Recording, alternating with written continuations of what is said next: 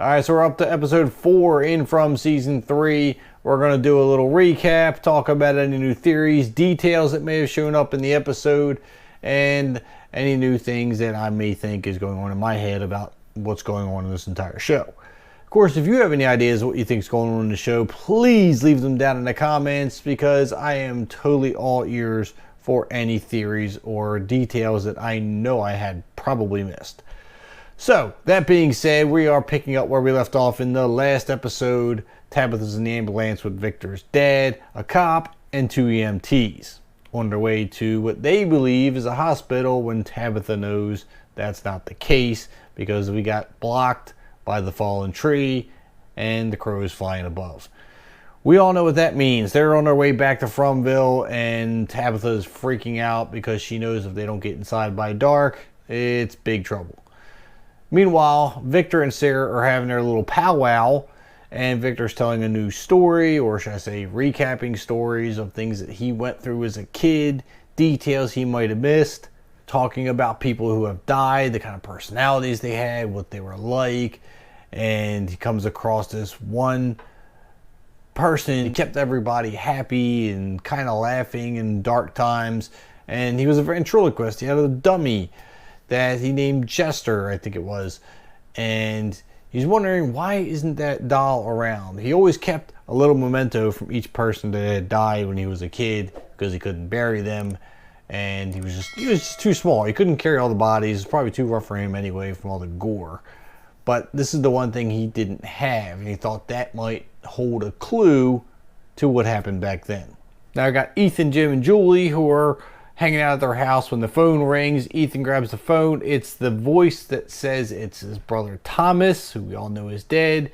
Says mom's in trouble. She's in an ambulance. She's going to need your help. She's on the way. Of course, this freaks out everybody. Jim rips the phone off the wall. And surprise, surprise, there's no cord on the back. But we always knew the phone was ringing on its own anyway, because they already tried tracing out electrical wires and all this other stuff. So it's been a big what the F, has been going on this whole time with the electricity and the phones and all that stuff.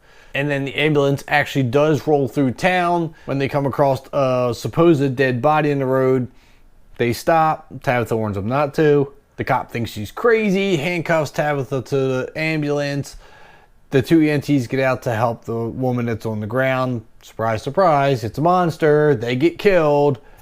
Cop gets out to see what's going on, starts shooting, doesn't do anything, and Tabitha's like freaking out, waking up Victor's dad. Hey, you gotta get up, things are happening. And that's when Boyd hears the gunshots. So him and Jim, they all go running over to this ambulance to find Tabitha in the back, and they're like totally stunned and freaked out. So they're trying to get everyone to safety. Boyd goes to start the ambulance, doesn't have any keys. One of the monsters is there and offers him the keys, but I forgot to mention, Randall is there with them. He's having one of his bug hallucination spells right now, so he's freaking out on the ground, being surrounded by these monsters. And the one with the keys says he can't save all of them, and she will give him the keys so that he, Jim, Victor, and Tabitha can all leave, but he has to leave Randall behind for that. Tough choice, right? 1 for the life of 4. Obviously, Boyd takes him up on the offer, grabs the keys. He's pissed off, though, drives off, and makes it to Colony House. But just before they get to Colony House, the cop managed to wander her way up there, accidentally shot, what's her name? What was her name? Nikki. Nikki got shot, and you know what? I didn't like her anyway. She was kind of annoying, but she got shot, cops shooting randomly. It happens. She doesn't know what's going on. She's freaking out. So she's trying to get patched up. The ambulance shows up with Boyd and the rest of them. They get in. They all start freaking out, and Nikki ends up dying from internal bleeding in the bullet wound. Victor, he's still telling the story about the ventriloquist dummy, realizing that he remembers seeing the dummy talking on his own to this other guy who was supposed to be the ventriloquist, who made a move, but the puppet's sitting across from him in another chair talking and moving on his own. And I'm like, what the hell's going on here? So Victor remembers that, okay, maybe I need to find this dummy and ask him what's going on. Is he seriously going to go find a dummy and try to find out what's going on from him? Like, now the show's getting really weird. Anyway, the weirder part here is the fact that Fatima wants to say goodbye to Nikki, right? So she's left alone with Nikki, and she starts sticking her fingers in a bullet wound and licking her fingers of her blood. Like, now she's craving blood. I'm telling you, I think she's turning into a monster.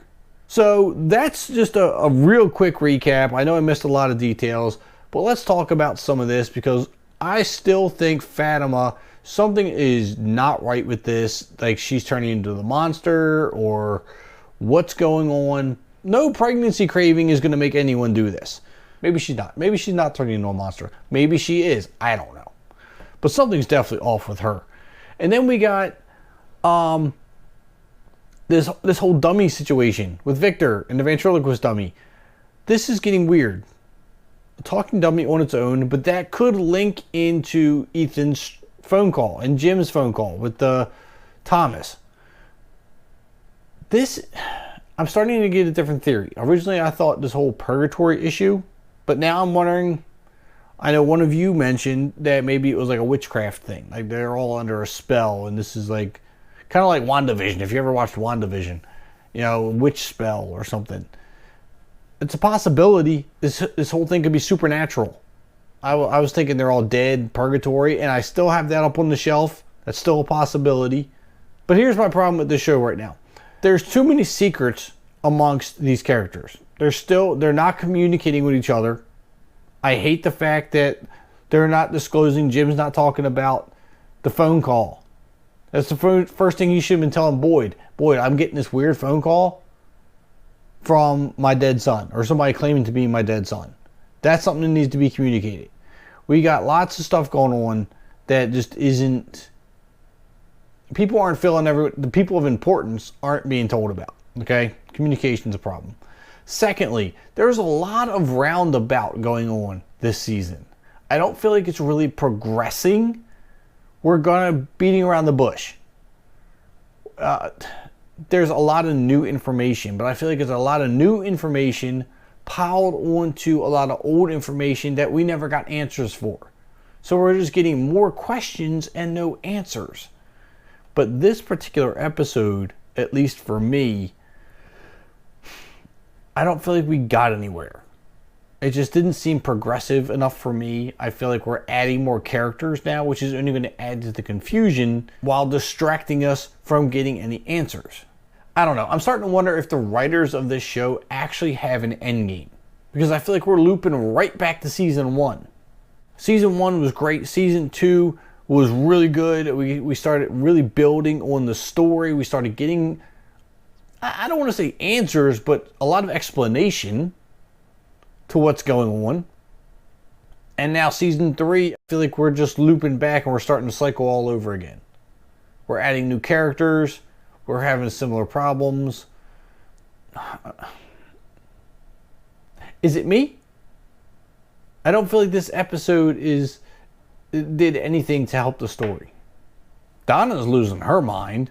Boyd's losing it on the cop, which honestly, he needs to be a little more sympathetic with the cop.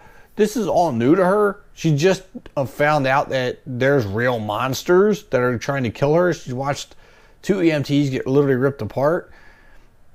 And a stray bullet hit Nikki. Boyd went off on her about just shooting randomly and things are trying to kill you. You don't know what's going on and you're just throwing bullets. Yeah, of course she's going to throw bullets everywhere. I would throw bullets everywhere. I got things I just saw kill 2 people I was working with, and you don't think I'm just going to start shooting at everything? Yeah, afraid so. So I think Boyd needs to like chill out a little bit. All this is getting to him, and now he's losing his cool. But overall, the next episode, I feel like episode 5 has got to give us some answers. We have got to move forward with the storyline, because if we don't, I just feel like the writers are at a point where they don't know what to do. This series hit hard, hit fast, and I don't know that they had plans to go this far with it. And if they did, I'll be damned if I can figure out what the end game is, because I just feel like we're running around in circles at this point. But let me know what your thoughts are on this episode. It was packed with a lot of stuff, but it was still missing some substance. Leave your thoughts down below. Don't forget to hit the like button and subscribe button on your way out, and I'll see you at the concession stands.